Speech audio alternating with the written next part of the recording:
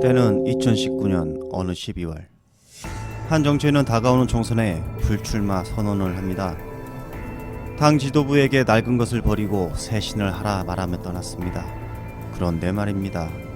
그가 그 당시 불출마를 결심한 이유는 아직까지 정확히 밝혀지지 않았습니다. 핑크스러운 정치인들은 금백지에 목숨을 걸고 눈에 불을 켜고 공천을 받기 위한 몸부림을 하는 것과 달리 그는 왜 조용히 금백지를 반납하고 떠났을까요? 저는 짧았던 정치 인생을 마무리하고 국회 의원으로서 이제 이중의 미를 거두기 위한 마지막 일만을 남겨두고 있는 상황이고요. 개인적으로 보자면 2020년은 또다시 자유로운 시민이 된 그래서 눈치 볼 것 없이 공직의 부담 벗어던지고 헐헐 자유로운 생활을 하리라는 그런 희망과 기대도 또 부풀어 있기도 합니다. 물론 더 있기를 바라시는 여러분들께는 늘 죄송스럽고 송구스러운 마음이고요. 다만 다른 곳에서 제가 있어야 할 곳, 제가 더 일을 잘할 곳에서 더 열심히 잘하겠다는 다짐을 그 섭섭함에 대신하고자 합니다. 문재인 대통령님 영입이로 바로 표창원 의원님이십니다. 그가 어느 쇼프로에 출연해서 이렇게 말했습니다. 정치를 시작한 이유는 아무 계획이 없이 문재인 대통령님의 부탁을 받아 도움을 드리고자 정계에 들어왔다. 출근 언제까지 해야 할까 고민을 많이 했다고 했습니다. 은퇴를 결심한 이유, 야당 때는 갈등이 없었다. 여당이 되니까 정반대의 역할을 해야 해서 몸이 근질근질했다.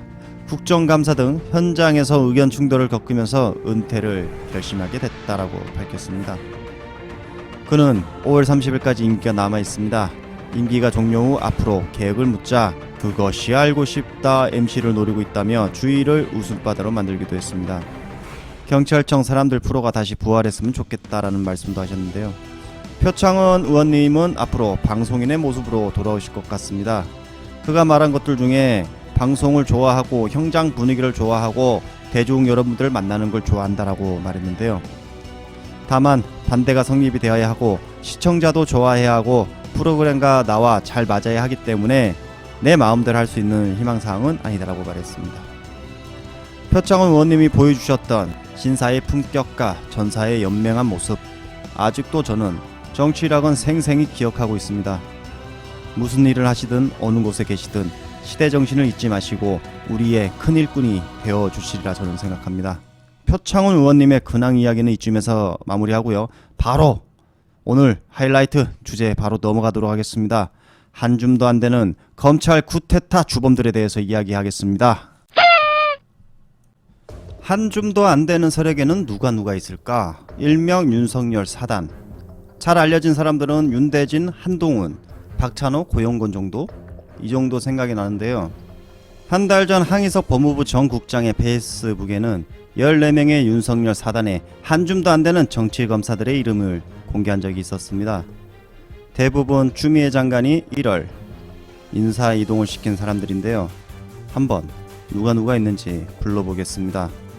먼저 검찰총장에는 윤석열, 사법연수원 부원장에는 윤대진, 부산고검 차장검사 한동훈, 제주지검장 박찬호, 대구지검 반부패 수사부장 고형곤, 대구지검장 여한섭, 부산동부지청장 신자용, 대전고검검사 양석조, 부산동부지청 형사 1부장 김창진, 서울중앙지검 공공수사 2부장 김태훈, 서울중앙지검 경제범죄형사부장 이복현, 여주지청장 송경호, 평택지청장 신봉수, 대전지검장 이두봉.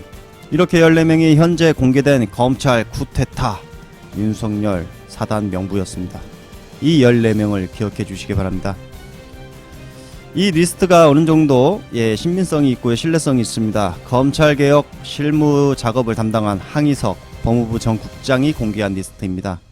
이 리스트는 한 달 보름 전에 공개가 되었는데요. 찾아보니 제가 한 달 보름 전에는 지역구 선거 영상만 주구장창 올리고 있어서 이 중요한 내용을 빠뜨렸습니다. 그래서 지금 알려드립니다. 항희석 전 국장님께서도 페이스북에다가 많은 시민들이 공유를 해주기를 바란다고 글을 쓰셨습니다. 그래서 한번 성정 기준에 대해서 직접 한번 들어보겠습니다. 블랙리스트고 이런 거는 좀 이제 형식적으로 프레임을 만드는 거겠죠. 저는 이제 이렇게 뭐 2019년 검찰발 국정농단 세력 또는 뭐 검찰 쿠데타 세력 이렇게 명단이라고 얘기를 했는데 사실은 이제 이에 대한 기자들이 취재를 한 것들이 많이 있었어요 이미. 그렇죠. 뭐 뉴스타파도 있었고 여러 가지 뭐 보직 이동에 관해서 정리를 해놓은 사람들도 있었고. 저도 나름대로는 이제 그 법무부에서 인사 발령을 하거든요. 그러면 인사 발령을 했을 때 그 자료 이미 그는 공개적인 자료입니다. 그 공개적인 자료를 검증을 하고 제가 또 개인적으로 사람들을 이렇게 접촉해 본 경험, 그다음에 저한테 또 이런저런 얘기들을 제공해 준 사람을 기초로 해서 정리를 해보니까 이렇게 구성이 되겠구나라고 생각을 한 개인적으로 자료고요. 이거 무슨 뭐 블랙리스트라고 해서 오히려 블랙리스트는 감추고 있어야죠. 저는 어제 그렇죠. 그러니까 네. 그걸 그냥 공개를 한 겁니다. 제가 블랙리스트는 말 그대로 어두운 곳에 있어야 블랙리스트인데 그걸 감추고 그렇죠. 이용하고 활용하고 하는 건데 그걸 뭐 블랙리스트로 하신다면 뭐 그거는 본인들의 정의를 잘못 내린 거 아닌가 그렇게 생각합니다. 현직에 있는 검사들 위주로만 제가 생각을 했던 거고요. 뭐 나머지 주변에 도와주는 뭐 사람들도 꽤나 있겠죠. 근데 그것까지 다 얘기하기는 또 그렇고 그래서 현직 보직을 위주로 네. 정리를 했던 겁니다. 지금 보이시는 사진은 윤석열 4단, 네, 1, 2, 3, 4, 네 번째 한동훈도 있고 지금 점심밥을 먹으러 가는 사진인 것 같습니다. 검찰 쿠데타라고 지정한 이유에는 두 가지가 있었습니다.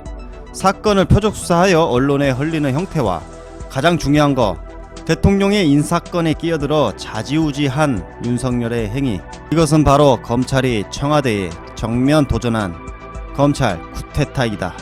감사합니다.